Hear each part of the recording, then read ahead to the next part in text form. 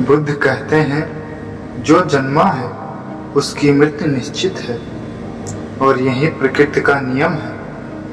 चाहे कोई व्यक्ति कितना ही सुंदर क्यों ना हो, या कुरूप हो, या बूढ़ा हो, या जवान हो, लेकिन फिर भी मृत्यु सभी को आनी है।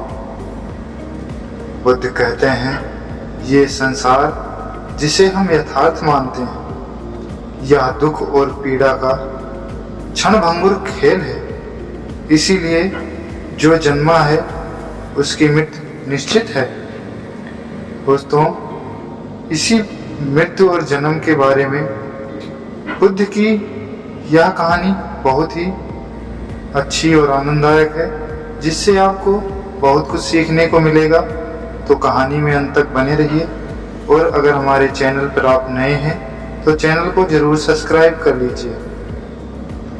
दोस्तों, एक बार गौतम बुद्ध के पास एक स्त्री अपने बच्चे को लेकर रोती हुई आती है और उनसे कहती है, प्रभु, मैं आपके पास बड़ी आशा लेकर आई हूँ।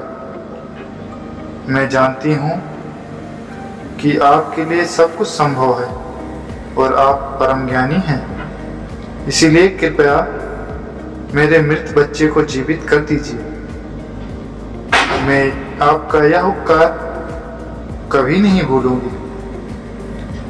उस स्त्री को बुद्ध के पास उन लोगों ने भेजा था जो लोग बुद्ध से ईर्ष्या करते थे।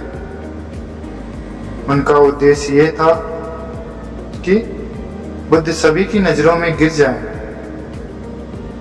उस स्त्री के पुत्र की मृत्यु वास्तव में हुई थी, परंतु वह नहीं जानती थी कि उसका और उसके मृत पुत्र का इस्तेमाल बुद्ध को नीचा दिखाने के लिए किया जा रहा है। उसे तो बस ये बताया गया था कि बुद्ध सच में उसके पुत्र को जीवित कर सकते हैं। वो स्त्री कहती है, कहिए ना प्रभु, आप मेरे इस पुत्र को जीवित कर देंगे ना?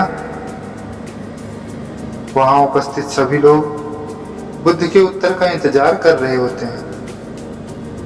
बुद्ध कहते हैं, हाँ, मैं तुम्हारे पुत्र को जीवित कर सकता हूँ। बुद्ध की ये बात सुन वहां उपस्थित सभी लोग बहुत चौंकते हैं और वह स्त्री बहुत प्रसन्न होती है। फिर बुद्ध कहते हैं कि परंतु तुम्हें एक कार्य करना होगा। वह स्त्री पूछती है, क्या कार्य करना होगा मुझे प्रभु?